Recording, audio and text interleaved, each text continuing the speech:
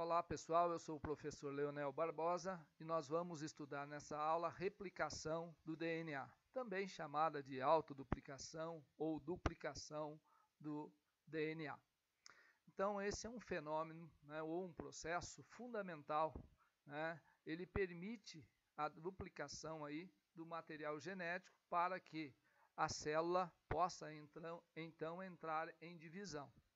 Então sempre que a célula vai se dividir, é fundamental que ocorra a replicação do DNA, para que as células filhas, então, recebam, né, a mesma porção aí de material genético.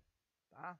Então, isso é interessante para o crescimento, né, que corresponde ao aumento aí de número de células, para a regeneração de tecidos e até mesmo no processo de meiose, né, na formação dos gametas aí em animais. Então, sempre antes da divisão, não importa se é mitose ou meiose, o material genético tem que replicar. E essa replicação, ela acontece uma única vez durante o ciclo celular. Então, se a gente olhar esse ciclo celular, nós vamos notar aqui que o G1, né, que caracteriza aí o primeiro intervalo, é onde a célula está crescendo.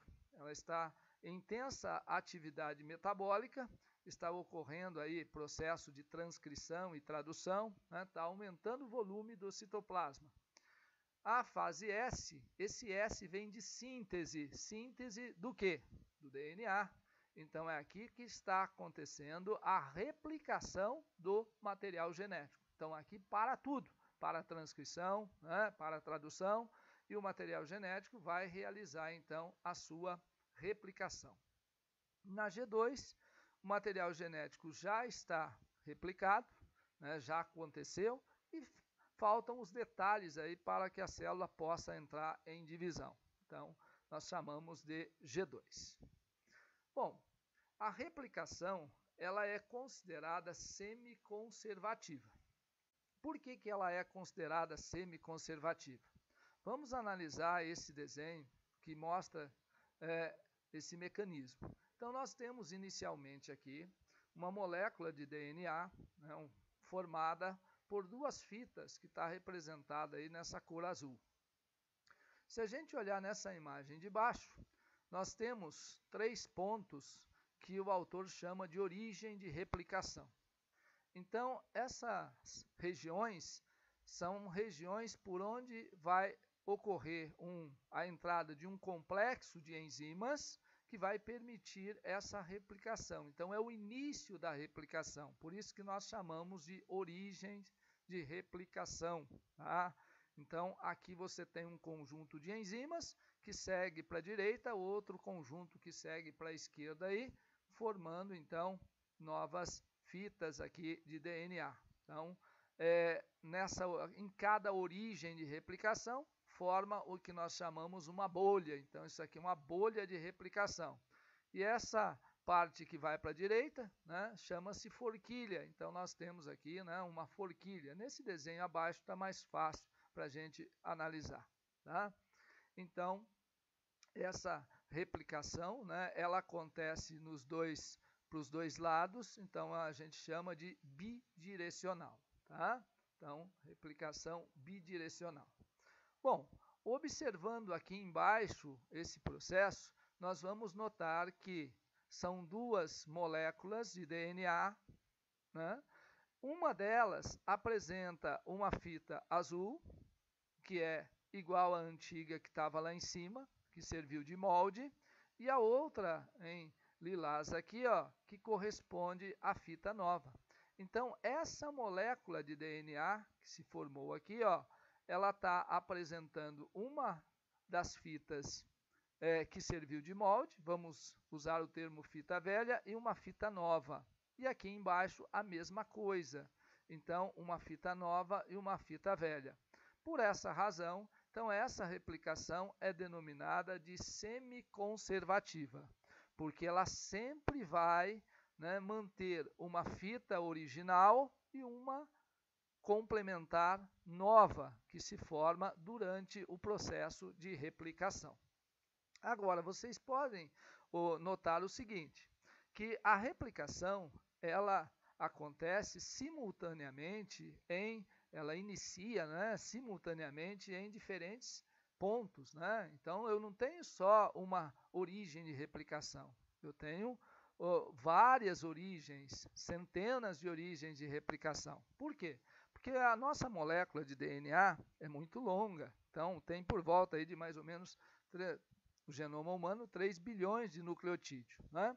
Se a gente considerar, pelos estudos que nós temos, que a velocidade de adição de nucleotídeos nessa fita está em torno de 50 nucleotídeos por segundo, então essa replicação ia demorar muito, né? Por isso que ela acontece simultaneamente em diferentes pontos aí da mesma molécula de DNA, ok?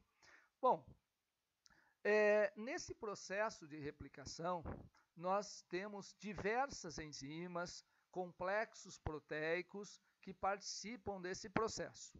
Então, nesse quadro, eu tenho um resumo, né, das principais enzimas que vão participar desse processo.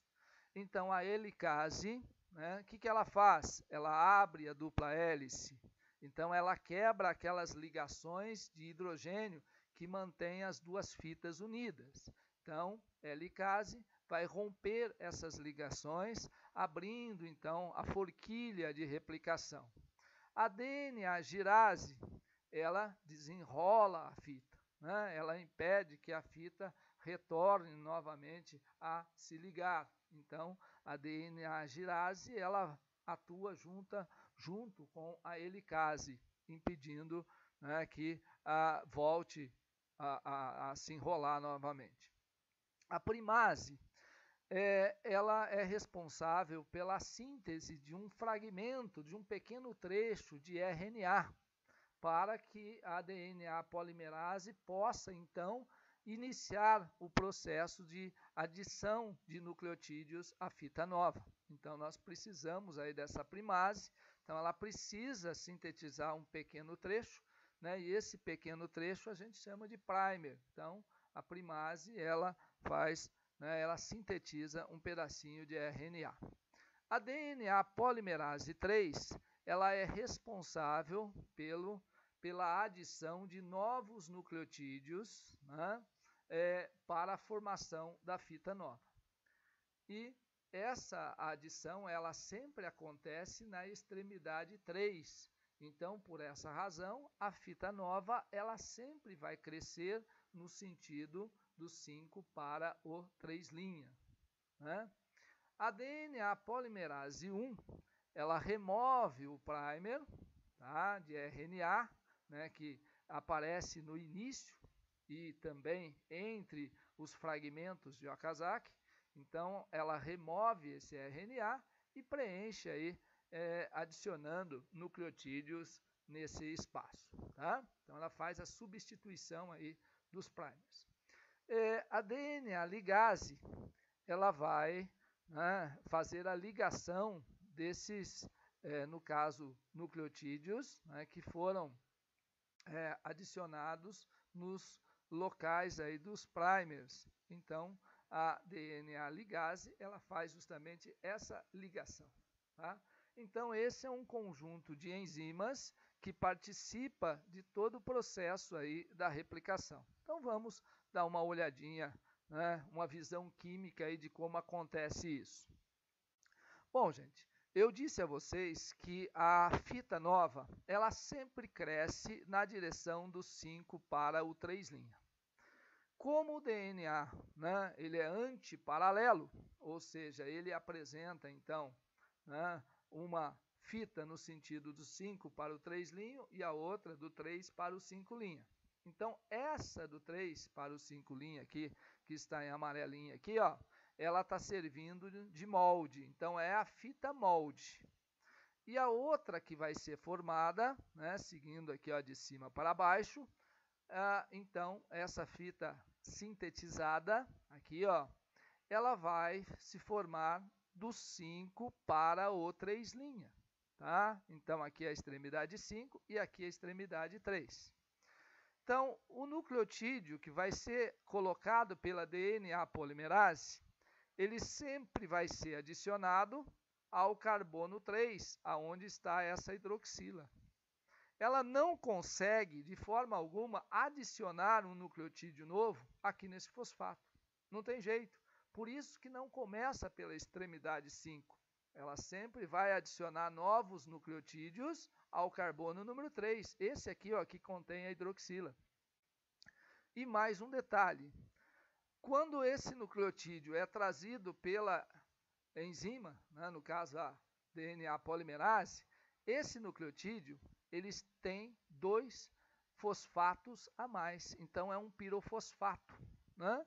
Mas por que é necessário que tenha esses 2 fosfatos? Pelo seguinte, quando a enzima vai colocar esse nucleotídeo aqui, então quebra essa ligação, liberando aqui esses 2 fosfatos.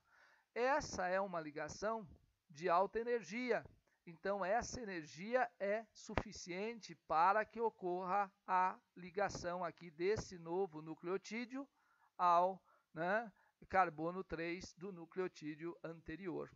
Então, né, esse nucleotídeo, todo nucleotídeo, ele sempre está acompanhado de outros 2 fosfatos, justamente para fornecer energia para formar a ligação fosfodiéster, que mantém aqui um nucleotídeo ligado ao outro, né?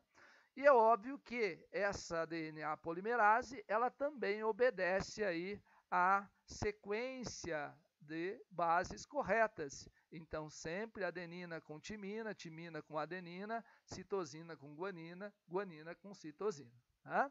Então, é assim que funciona essa ligação aí, no caso, né, do novo nucleotídeo à fita em crescimento. Bom, então, nós vimos lá o início dessa primase.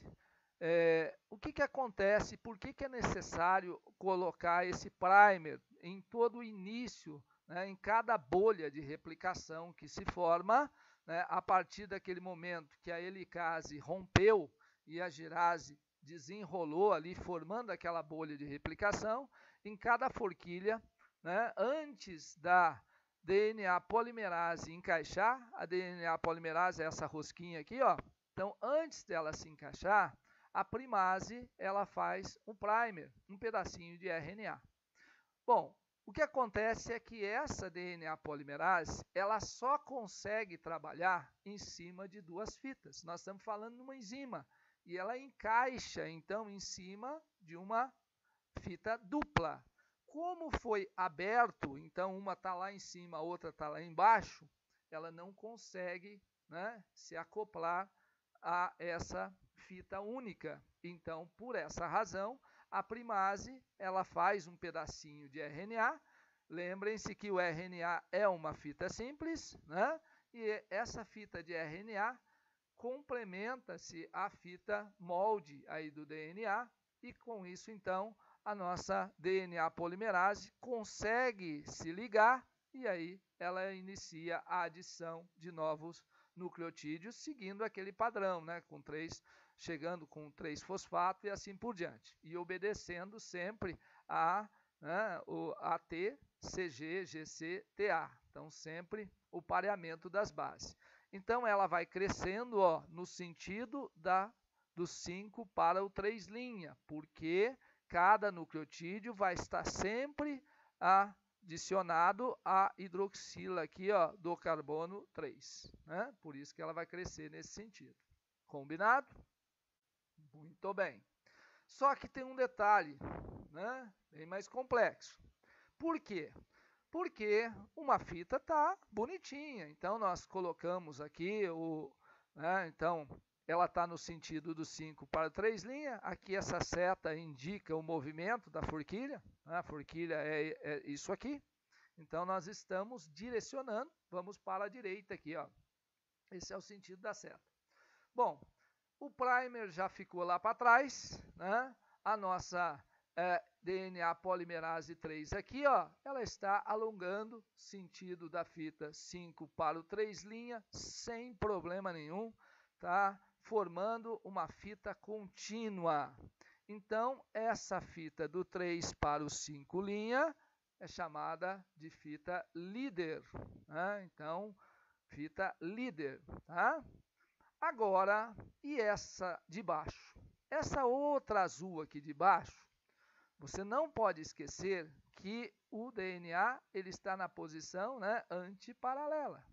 Então, se essa fita molde ela está do 3 para o 5' é a fita líder, essa está do 5 para o 3'.